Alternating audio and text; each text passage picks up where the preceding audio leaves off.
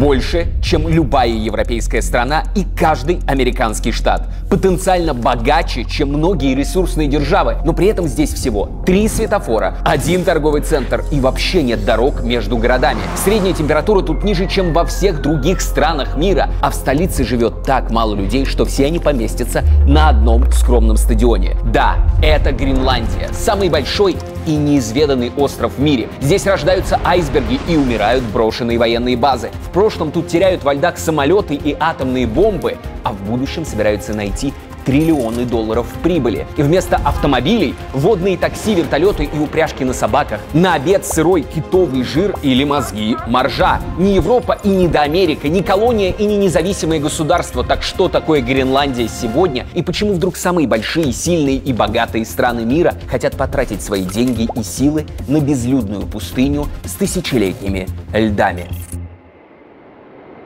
Перед вами город Нуук, можно сказать, самая северная и холодная столица в мире. А почему можно сказать? Ну потому что хоть у Гренландии и есть свой собственный флаг, герб, парламент с 5 партиями внутри и даже премьер-министр, официально это не отдельная страна, а автономная территория королевства Дании. И оно, королевство, между прочим, в 50 раз меньше, чем его заморские владения. Причем, обратите внимание, на далеком от Копенгагена острове сами датчане практически не живут. Их там всего 8% или, дай бог, 4500 человек. А все остальные обитатели Гренландии — это коренные жители, инуиты. А как так получилось, что маленькая Дания отхватила себе такой, хоть и замороженный, но большой кусок территориального пирога? Ну, потому что кроме скандинавских викингов, из европейцев в эти суровые земли никто особенно не залезал. Именно они еще во времена Киевской Руси этот остров откроют и назовут Гренландия, зеленая земля. А потом они же эти владения повторно колонизируют в 18 веке. А поскольку климат там лучше подходит для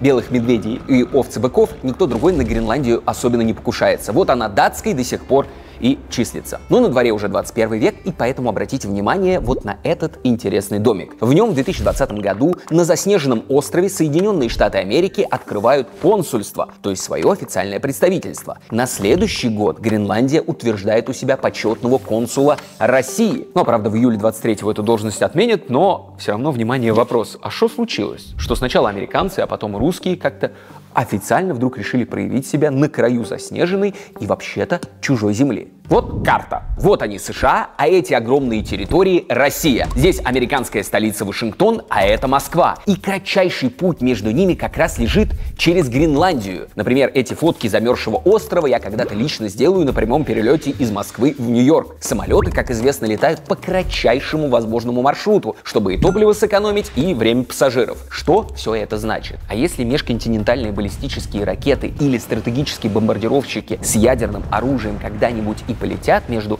Америкой и Россией, то сделают это они как раз через Арктику. И Гренландия в этом смысле важнейшая точка, как можно быстрее обнаружить угрозу и нейтрализовать ее. Вот как, например, выглядит система раннего предупреждения о ракетном нападении на США. 5 ключевых объектов с радиусом действия почти 5000 километров ежесекундно наблюдают во все стороны света, чтобы по американцам ничего не прилетело. 2 таких станции в Калифорнии и на Аляске прикрывают Тихий океан. За Атлантику отвечает точка в штате Массачусетс. В Европе штаты используют базу королевских ВВС Великобритании, а самые северные радары бдят как раз в Гренландии на американской военной базе Туле. Погоди, а как она там появится? Гренландия, это же Дания. Но идет Вторая мировая, и весной 40-го года немцы всего за 6 часов оккупируют небольшое датское королевство. А это значит, нацисты могут претендовать на огромный остров в опасной близости от Канады, Великобритании, конечно, США. Например, дозаправлять там свои подлодки и хозяйничать во всей Северной Атлантике. Так себе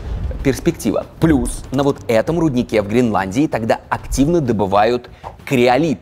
Этот минерал довольно важная штука, чтобы производить алюминий и собирать из него, например, американские самолеты. Но до Гренландии немцам добраться не так-то просто. Тем более США в 41-м заключает с датским правительством в изгнании сделку. Они разрешают штатам строить на острове свои военные объекты, в первую очередь перевалочные аэродромы и склады. Там американские бомбардировщики и транспортные самолеты дозаправляются и ремонтируются по пути в Европу. Эти же локации используют, чтобы доставлять грузы по программе Ленд-Лиза в Великобританию. И за такие удобные опции США обязуются снабжать жителей Гренландии продуктами, медикаментами и топливом. Плюс на острове они строят и метеостанции. Они нужны, чтобы предсказывать погоду в Европе и планировать военные операции. Особенно это поможет во время высадки союзников в Нормандии. Да, и, кстати, немцы сами-то до Гренландии в итоге доберутся и тайно установят на восточном побережье свои приборы. Такая война за погоду получается. Правда, всех их в итоге засекут и уничтожат. А то, что с этого момента США, по сути, остров так и не покидали. И даже когда Данию 5 мая 1945 года освобождают от нацистов и Гренландия официально возвращается под контроль королевства, американские войска оттуда никуда не уйдут. Сначала в 1946-м президент Гарри Трумэн сделает секретное предложение купить остров всего за $100 миллионов. Датчане не соглашаются. Но и американцев прогонять не станут, поскольку уже в 1949-м страны объединяются в Североатлантический альянс НАТО. А с 1951-го Штаты заключают договор об обороне Гренландии и получают официальное разрешение развивать на острове свою самую северную военную базу. Да, и американский флаг там должен висеть наравне с датским. Как США используют это место? Ну, сначала как первую линию обороны от СССР. В 50-е там забазируют целую эскадрилью самолетов-перехватчиков F-89, плюс раскидают по острову систему станций дальнего обнаружения, чтобы советские бомбардировщики внезапно не прилетели на головы американцев через Северный полюс. А еще Гренландии окажется полезно обнаруживать советские подлодки, если те захотят посетить Северную Атлантику и по-любому пройдут вот здесь, через Фарера-Исландский рубеж. Там американцы организуют другую систему обнаружения СОСУС. И сегодня эта тема снова актуальна, поскольку между Европой и Америкой в этих местах проходят критически важные для современного мира интернет-кабели. Да, связывают страны необлачные технологии и одно океаном. И как раз через Гренландию сегодня тянут еще одно оптоволоконное соединение аж от самой Японии через Штаты, Канаду и до Исландии. Так что в случае потенциальной войны эти связи нужно и контролировать, и защищать. А еще в этих местах довольно быстро тают арктические льды. И кроме Северного морского пути через Россию появляется альтернативный северо-западный проход. И в будущем он может сократить путь товаров и ресурсов из Нью-Йорка в Токио на 4000 километров или из Сан-Франциско до Роттердама на 2.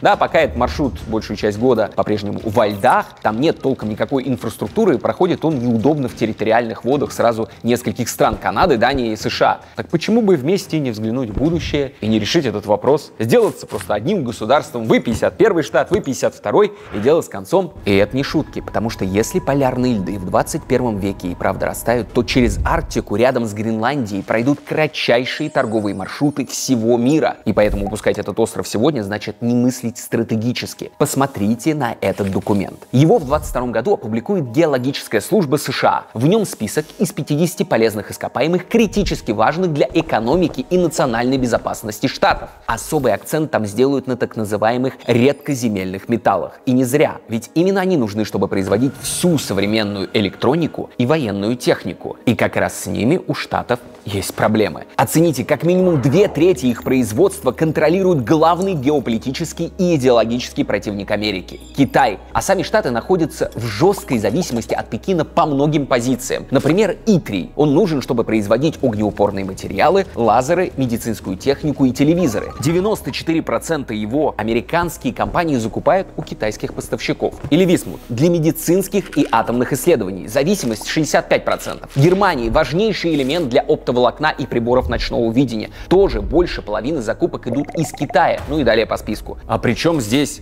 Гренландия? А по последним данным, там есть запасы 43 из тех самых 50 критических минералов для стратегической безопасности США. Ну или вот как сегодня изображают карту полезных ископаемых Гренландии. Как видите, там есть полный флеш-рояль удовольствий. Медь, алмазы, золото, графит, никель, титан, те самые редкоземельные металлы, цинк, уран. На одном только уже разведанном месторождении урана на юге острова запасы больше, чем на всей территории Соединенных Штатов. А у них, напомню, по-прежнему больше всех атомных электростанций в мире. Но топливо для них американцы сегодня практически не производят, а закупают, например, у России. А еще есть несколько тысяч ядерных боеголовок, которые нужно постоянно обновлять. Но это еще не все. Сегодня 80% территории Гренландии — это ледники, иногда по 3 километра толщиной. Что под ними, оценить довольно сложно. А если они растают, представляете, какой джекпот сорвет будущий обладатель этой суровой земли? Кроме того, еще старые исследования говорят о том, что Гренландия хранит в себе миллиарды баррелей неразведанной еще нефти и газа. Но в 2021 году гренландское правительство объявляет, что прекращает выдавать лицензии зарубежным компаниям на разведку нефти у себя, потому что боится экологических последствий. Но то было при Байдене. У Трампа, как известно, другая позиция. We will drill, baby, drill. Понятно, что сегодня, может быть, экономически невыгодно добывать нефть в суровой Арктике, но ведь когда-то и сланцевые месторождения считались нерентабельными, а потом они превратили Штаты из главного мирового покупателя нефти в крупнейшего производителя. Так почему же не забрать потенциальные месторождения сейчас, а уже потом разбираться с ними? Есть-то они подо льдами не просят, да и никуда не денутся. А теперь вопрос, а какие средства есть у Дании контролировать его, ну или хотя бы обеспечивать безопасность территории размерами вообще-то в половину Европейского Союза? Считаем. Дания сегодня по численности действующей армии на уверенном 107-м месте. Уступает Ботсване, но зато опережает Словакию. У королевства есть 34 вертолета, 117 самолетов и даже 50 кораблей.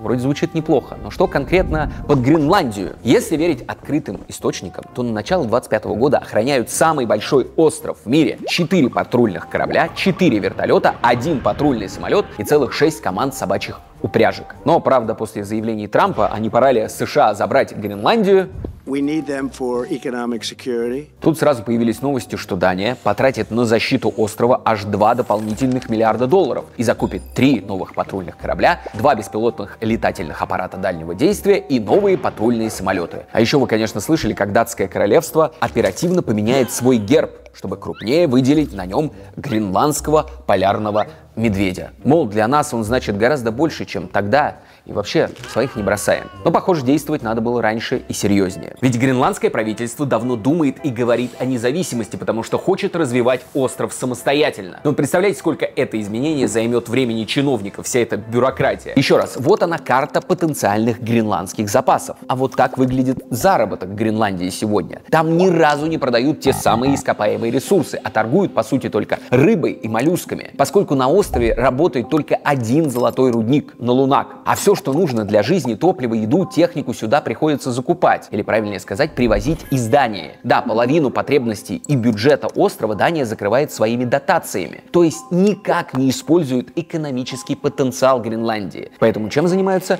местные жители, чтобы выжить в экстремальных условиях здешних холодов? С раннего детства все они рыбаки или охотники, а тюлени, киты и даже белые медведи — это нормальный рацион для современного гренландца. Например, в единственном на весь остров торговом центре можно купить популярный здесь замороженный китовый жир или китовую кожу. Это, кстати, едят обычно сырым, а приготовить могут вам и мозги моржа. Но получается, у датского королевства просто нет ни денег, ни желания, ни возможностей, чтобы освоить все эти потенциальные запасы острова. А у кого эти деньги есть? Например, у китайских компаний. В 2015 году одна такая покупает лицензию добывать в Гренландии руду, но в 2021 местное правительство ее отзывает. Причина — якобы месторождение никто так и не начал разрабатывать. 2017 год. Премьер-министр Гренландии лично встречается в Пекине с местными строительными гигантами, чтобы те взялись на острове за 3 современных аэропорта. Цена вопроса — 595 миллионов долларов. Китайцы подают свои заявки, но спустя время их отклоняют. Почему? По слухам, такие близкие отношения заблокируют США. И поэтому датскому правительству приходится самостоятельно финансировать этот проект по льготным кредитам. 2020 год. Гренландская добывающая компания получает лицензию на редкоземельные металлы на юге острова, но денег запустить предприятие не хватает, и инвестиции снова предлагают китайские бизнесы. Но в итоге в 2024 году гренландцев покупает американская корпорация Critical Metals. Вот что говорит ее исполнительный директор. Было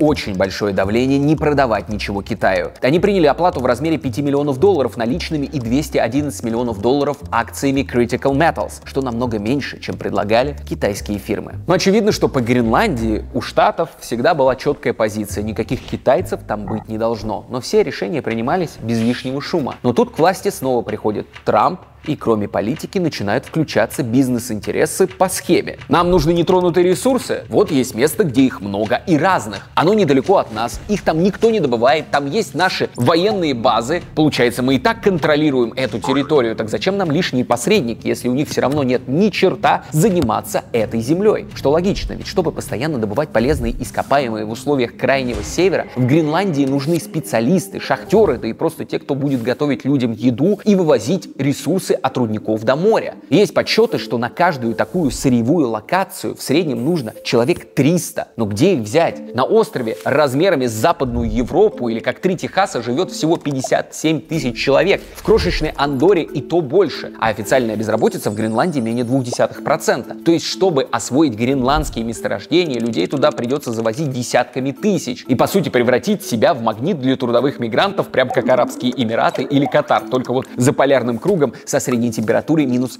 18 градусов. Но понятно, что ни сами гренландцы, ни датчане, ни Евросоюз это не потянут. Тем более, что остров официально не является частью ЕС. Да и вообще физически это американская территория. В самой северной части Гренландии до Канады всего 36 километров. Так кто готов взяться? Китай? Но кто его туда пустит? Поэтому США осваивать ресурсы гораздо проще будет, когда юридически Гренландия станет их 51-м штатом. Да и у самих гренландцев есть большие вопросы к тому, как нынешний хозяин, или правильно сказать партнер, управляет их землей. Пожалуйста, вот как выглядит демографическая пирамида Гренландии. Она показывает, сколько людей какого возраста и пола живут на острове. И сами видите, вот здесь какой-то странный провал. Такие вещи случаются, когда что-то очень плохое происходит с привычной жизнью общества. Вот, например, как Великая Отечественная война выкосит целое поколение в пирамиде СССР. Это падает рождаемость в России, Казахстане или Украине в 90-е. А так миллионами убивает китайцев их собственный лидер Мао Цзэдун. Но от Гренландии ни о каких войнах, революциях или экономических кризисах не сообщалось. Что же происходит там в середине 70-х? А датское правительство тайно и без всякого согласия местных жителей устанавливает гренландским женщинам, инуиткам и девочкам детородного возраста внутриматочные спирали. Да, чтобы те не плодились и не размножались. Потому что вот он, резкий рост рождаемости в Гренландии в начале 60-х, который так пугает власть в Копенгагене. Мол, не справятся они с быстро растущим населением в колонии и потеряют ее. Но результат, как видите, налицо. А еще раньше для Гренландии придумают социальный проект формирования датскоязычной элиты. Что это? Дания вывозит с острова 22 инуитских ребенка в возрасте от 4 до 9 лет, чтобы воспитать из них новую элиту. Изначально планируется, что это будут только детдомовцы, но в итоге некоторых детей забирают из семей. Им запрещают разговаривать на их родном языке, а учат датскому. Они живут в приемных семьях, потом их возвращают домой в Гренландию, но не к родителям, а в специальный приют. Но никакой элиты из них, естественно, не выйдет, а получаются только переломанные судьбы. As far as the Danish authorities are concerned, I felt very bitter and very disappointed. I've not been able to understand how they could turn us into an experiment. Сами понимаете, после таких историй особой любви у гренландцев к европейцам не наблюдается. И по последним опросам более половины людей на острове хотят независимости. Мы не хотим быть ни датчанами, мы не хотим быть американцами, мы хотим быть гренландцами. Ну, абсолютно нормальное желание, но, как показывает вся история человечества, дипломатия хорошо работает только с пушками. А когда их нет, то ты сам становишься мишенью. Вопрос только, насколько привлекательный. Например, в первый раз США подумывают купить остров еще в 1867 году. Внимательные знают, что ровно тогда же американцы приобретают другую свою северную территорию – Аляску, у России. И продавливает это решение тогдашний госсекретарь, или по-нашему министр иностранных дел США Уильям Сюарт. Он также предлагает варианты из Гренландии и с Исландии. Но Конгресс соглашается потратить деньги только на один парк для белых медведей. Именно так стебно называют Аляску в американских газетах. Но Гренландия в том мире 19 века ничем не лучше. Далекая, холодная и бесполезная. Ну, если только вот там китов стрелять. Второй раз остров всплывает в американских интересах в начале 20 века. Идет Первая мировая война, и Германия не может взять под свой контроль еще и вот эти Виргинские острова в Атлантическом океане. Они на тот момент датские. А это прямая угроза недавно открытому американцами Панамскому каналу. Да и вообще по доктрине Монро, любая попытка со стороны европейских держав распространить свою политическую систему на любую часть западного полушария является опасной для мира и безопасности США. Надо что-то делать. И в итоге Штаты договариваются с Данией купить у них Виргинские острова за $25 миллионов. Все равно датчанам их не удержать, а производство сахара там уже захерело. Но сами Штаты при этом не будут возражать против того, чтобы датское правительство распространило свои политические и экономические интересы на всю Гренландию. Но почему тогда Гренландия опять не нужна Вашингтону? В начале 20 века, если остров в чем-то и хорош, то только в производстве айсбергов. Один из них, кстати, потопит Титаник. Но вы помните, времена меняются, стратегическое значение арктических территорий растет, поэтому американцы находят момент и способ прийти в Гренландию и использовать ее как военную базу. А теперь настало время взяться и за ресурсы. Ведь если где-то на Земле и остался остров сокровищ, то вот он, да еще и самый большой в мире. Ну а если посмотреть на эту карту военных объектов в Арктике и оценить там мощное присутствие России, становится понятно, что у Гренландии есть все шансы обзавестись новыми базами в случае, если они войдут в состав США. Кроме того, ведь именно благодаря огромной Гренландии маленькая Дания сегодня претендует на Северный полюс и все его потенциальные ресурсы. А Россия доказывает обратное, что эти заметные подводные хребты Менделеева, Ломоносова и Гакеля, опять же, со всеми своими ресурсами прямое продолжение российского континентального шельфа. И эти аппетиты 21 века только разгуливаются, и судя по политике новой администрации США, вегетарианской диеты не планируется. Плюс есть еще один важный аргумент лично для самого Трампа. Когда-то в начале 19 века третий по счету американский президент Томас Джефферсон совершит самую большую и удачную в истории штатов покупку земли. Вот она, огромная французская территория Луизиана в 2 с лишним миллиона квадратных километров. И ее США купят у Наполеона всего за 15 миллионов долларов или по 7 центов за гектар.